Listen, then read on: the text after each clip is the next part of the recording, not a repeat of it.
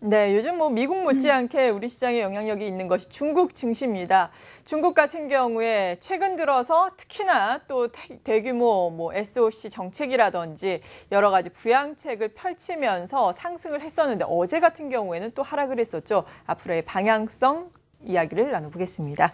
중국 증권행정연구원의 안유화 원장 나오셨습니다. 어서 오세요. 네, 안녕하세요. 네, 어제 또 말씀드린 것처럼 상하이 네. 종합지수 1%의 하락을 네. 보였어요. 요즘 주가가 어떻게 움직였는지, 어떤 원인들로 주가의 움직임이 발생을 했는지 먼저 동양부터 네. 살펴주시죠.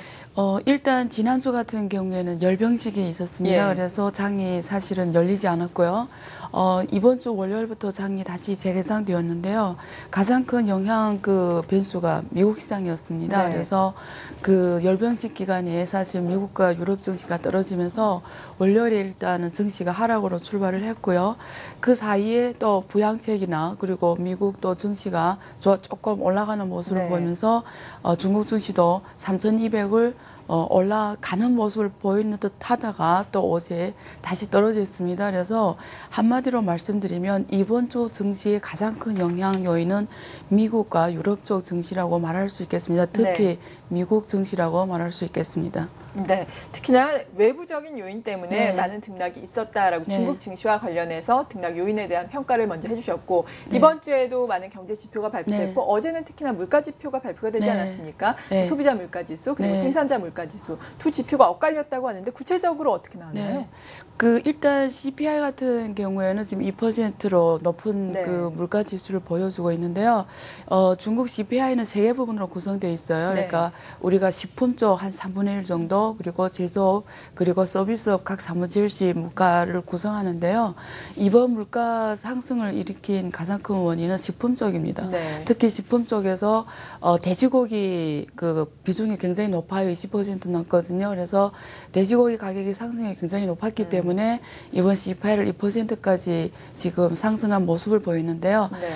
사실 식품 쪽 빼고 나면 한 1% 정도 지금 정도가 되거든, CPI가.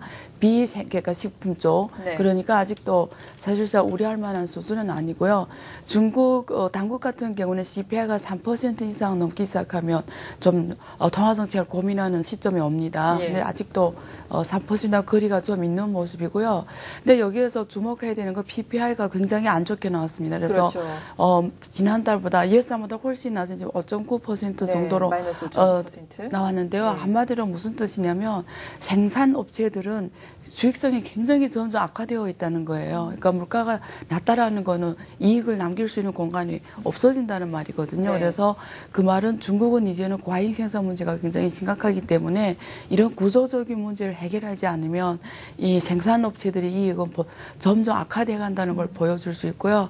그리고 또 GDP를 구성하는 상당 부분이 아직도 전통산업 쪽에 있기 때문에 역시 중국 경제 펀더멘탈이 굉장히 점점 지속적으로 안 좋은 모습을 보여주고 있다라고 보시면 될 것 같습니다. 네, 중국 경제의 펀더멘털은 여전히 좋지 않은 상황이다라고 진단을 해주셨고 중국 경제 전반적으로 좋지 않은 상황에서 요즘에는 또 증시의 부침이 심하기 때문에 많은 투자자 여러분들이 고통을 받고 있는 것이 아닌가라는 생각이 드는데 네. 증시의 출렁임을 보자면은 또 계속해서 진단이 나오고 있는 것이 중국 금융시장이 아직까지도 너무나 네. 또 많이 발전하지 못했다. 네, 그렇죠. 취약점이 많다라는 네. 점 아니겠습니까? 네. 특히 이번에 중국에서도 위안화 평가 절하를 하면서 네. 이야기를 했던 부분이 이런 점이 있어서인지 네. 미국의 금리 인상을 상당히 우려했잖아요. 네. 금리 인상 이후에 또 외국인의 자금 이탈이 가속화될 것이다라고 의견을 또 컬럼에 쓰셨던데 네, 네. 이 부분에 대해서도 설명을 해주시죠. 사실은 그동안 미국이 예.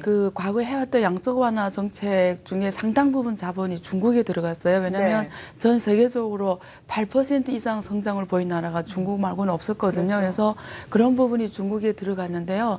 대부분 또 들어가서 부동산 경제에 투자가 됐어요. 그래서 네. 부동산 관련 산업이 중국 내에서도 수익률이 좋다 보니까 네.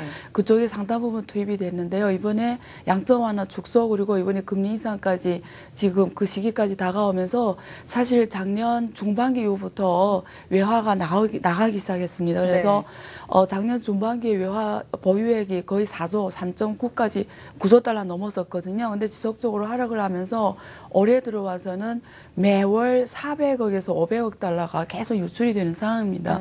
근데 대부분 그동안 들어왔던 한머니 자금들이었고요.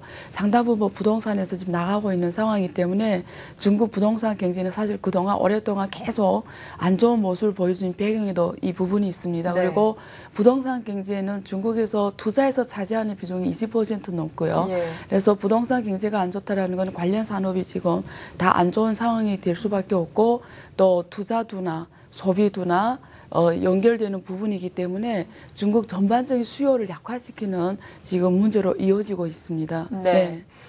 부동산에 대한 의존도가 중국 네. 경제가 상당히 높기 때문에 그렇죠. 이러한 부분이 외국인의 네. 자금 이탈과 더불어서 상당히 우려가 되는 부분이다라는 말씀이시네요. 그리고 미국의 금리 인상이 이러한 부분을 이에 따라서 가속화시킬 것이다라는 의견이신 건데 네. 그래도 위안화가 또 달러 강세에 의해서 평가 절하가 된다면 수출 기업의 입장으로서는 또 그렇죠. 긍정적이지 네. 않겠습니까? 네. 이 부분은 어느 정도로 평가를 해봐야 네. 될까요? 실제 그 데이터로 말씀드릴 수가 있는데요.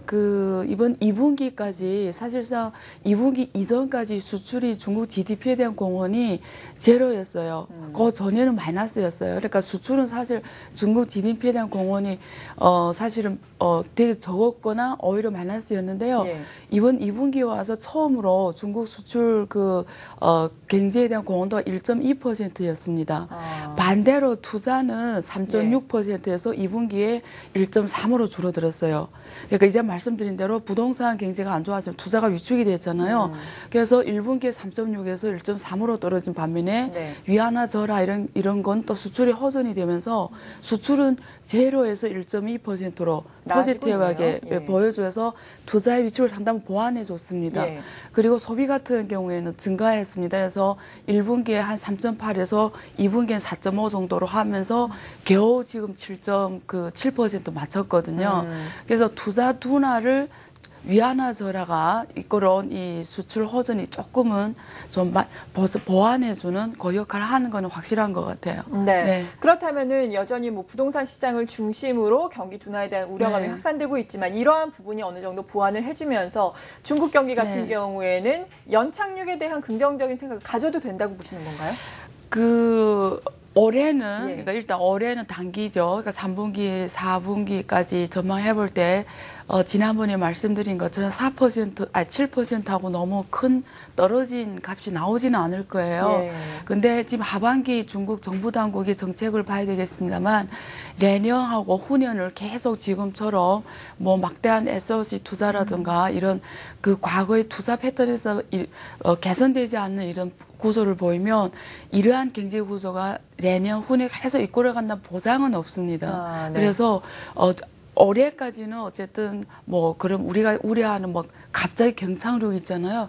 그 정도는 아닐 것 같은데요. 문제는 내년 후년에 어떠한 그 팩터 가지고 GDP를 연착륙 스무스하게 뉴노멀로 이끌어가냐는 굉장히 중국 정부 당국의 큰 고민입니다. 네. 중국과 관련해서 또 투자하시는 여러분들도 많을 텐데 네. 마지막으로 한 말씀 예. 해주신다면요. 이번 주 같은 경우는 이런 것 같아요. 네. 이번 주, 다음 주 가장 큰 증시의 영향 변수는 뭐 중국의 그동안 이런 불안 요소도 있지만 결국 미국의 그 금리 인상 여부입니다. 그렇죠. 그래서 네. 거기에 대한 불확성이 지금까지 계속 존재하기 때문에 그게 중국이 또 간접적으로 시장 불안성을 확대시켜 주거든요. 그래서 우리가 주목할 거는 미국의 이 금리 인상과 그 유럽의 이런 관련 외부 요인이고요. 중국 같은 경우에는 미국이 만약 책임감 있는 국가라면 네. 금리 인상에 대해 정말 신중해야 된다고 생각을 합니다. 그래서 그에 따라 중국도 지금 대처하는 방안을 지금 강구할 것으로 기대가 되고요. 투자자 입장에서는 앞으로 이 기회에 좀 많이 밸류가 낮게 평가되는 이런 주식에 대한 공부, 준비가 필요하고 기회가 왔을 때 우리 그러한 주식을 바로 들어갈 수 있는 지금 정화를 준비해야 되는 이런 전략이 필요하지 않을까 싶습니다. 네, 함께 공부를 하면서 네. 이 기회를 찾아야 네. 되겠습니다. 네. 기회가 될 수 있는 기업에 대한 소개도 네. 기대를 또 향후에 해보겠습니다. 네. 중국증권행정연구원의 안유화 원장이었습니다.